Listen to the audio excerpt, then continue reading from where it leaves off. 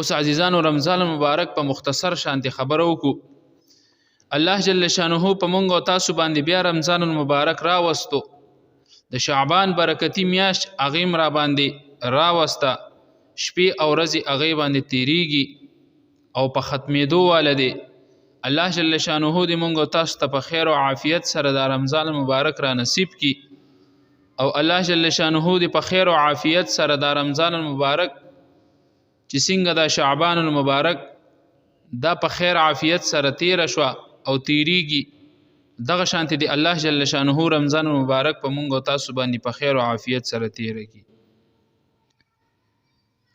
عزیزانو یاد ساتئ چې الله جل شانه رمضان مبارک کې د ګناهګارو هغه بخشش کوي، د جهنم نه چې کوم دی هغه ګناهګار هغه روباسي د هغې د خلاصي اعلان کوي،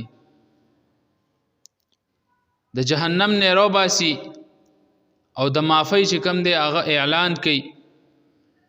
خو لیکن عزیزانو یاد ساتئ چې د سلور کسانو هغه بخشش الله جل شانه نه کوي. الله جل شانه دی او کی چې په مونږ او تاسو کې پای کې یو قسم ني هغه کې ډومبنه د مور پلار نافرمانه د دغه انسان بخشش په الله جل شانه په رمضان مبارک کې نه کوي. دا سلور هغه کسان دي عزیزانو چې دا انتهایی بدبخت دي چې الله جل شانه په دې دومره مبارک میاش کې چې کوم دی هغه مغفرت نه کوي. لومبنه هغه انسان چې هغه د مور پلار انتهایی نافرمانه وي.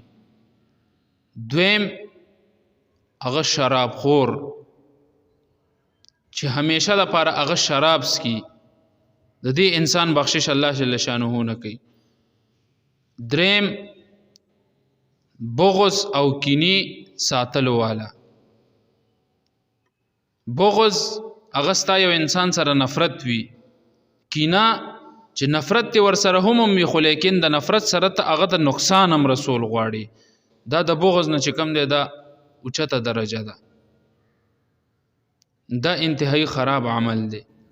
او سلورم چې د خپل رشتہ دارانو سره رشتہ داری ختمي، د خپل رشتہ دارانو سره هغه تعلق ختمي. د دې سلور کسانو به الله جل شانه چرم چې کم دی هغه مغفرت نه کوي الا ماشاء الله، مگر کده په صحیح ځل سره توبه وباسي په رمضان مبارک کې وباسي الله جل شانه نه پوره امید دی چې د مغفرت وکړي.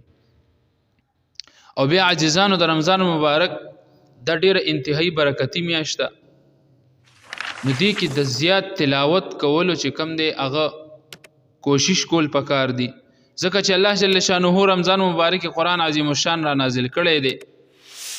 انا انزلناه فی لیلة القدر. او بیا الله جل شانه فرمای تنزل الملائکة والروح فیها باذن ربهم من كل امر سلام هي حتى مطلع الفجر. د تلاوت قرآن پاک دا غي زیات اهتمام کول پکار دی.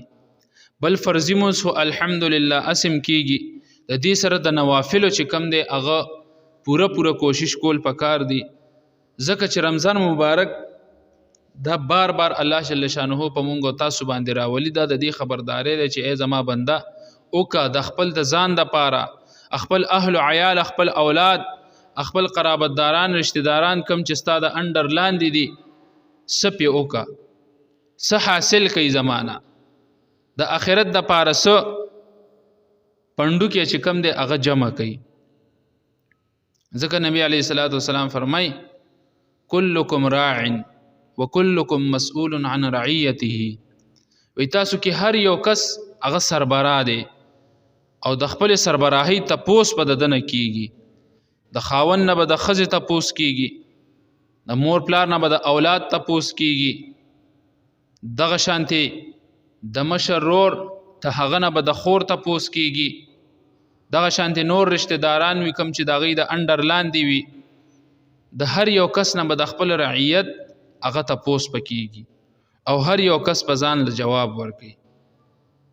نو عزیزانو رمضان مبارک هغه ډیره برکتی میاش، ډیره انتهایی د رحمتونو میاش، ډیره انتهایی د جهنم نه د خلاصي میاش، او د الله جل شانه د طرف نه د غرونو نم غټ غټ د ثوابونو یو لوی موقع هغه مونږ او تاسو ته الله جل شانه را نصیب کا. نو عزیزانو رمضان المبارک هغه ډیر په اهتمام سره، ډیر په طریقې، ډیر په ادب سره هغه تیرول پکار دی. الله جل شانه خپل بنده خاص د عبادت د پاره هغه پیدا کړی دی، ځکه چې الله جل شانه قرآن عظیم الشان کې فرمای وما خلقت الجن والانس الا ليعبدون. انس او جنس دا مختص دي د عبادت لپاره. اوس الله جل شانه په انسان باندې په هغه بندگانو باندې یو ځل بیا د رحم هغه کړی دی چې رمضان المبارک هغه را لنډ دی او یو څو ورځې پس رمضان المبارک هغه شروع کېدو واله دی. اوس د شب بارات رمضان المبارک لیلة القدر انا انزلناه فی لیلة القدر، دغه شپې الله جل شانه مونږ او تاسو ته بار بار را نصیب کړي.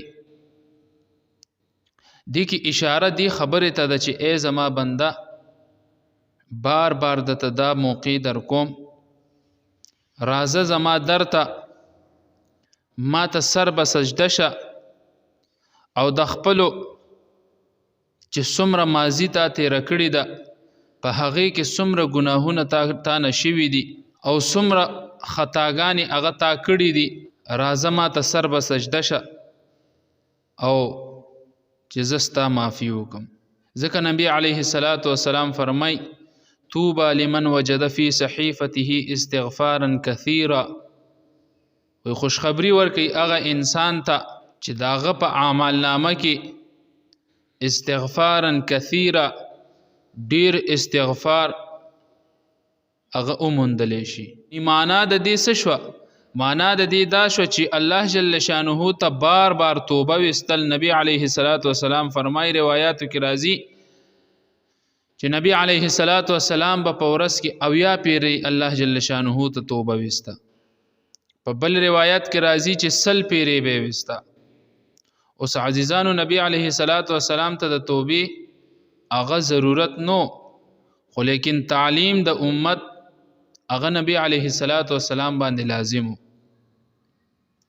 اوس انبیاء کرام معصوم عن المعصیت دي، د هغوی نه ګناه بالکل نه کیږي، خو لیکن د خپل د امت لپاره هغه د تعلیم یو لوی ذریعہ هغه پیغمبر دی. اوس د نبی علیه الصلاة والسلام په طور طریقو باندې مونږ زندگی تیر کو، خپل زندگی د خپل اهل او عیال، د خپل اولاد، د خپل قرابتدارانو، رشتہ دارانو او دې سره سره کوشش کول د خپل محلی والا دغه شانتی پوره دنیا ته د تبلیغ دعوت او د دین مطابق زندگی تیرول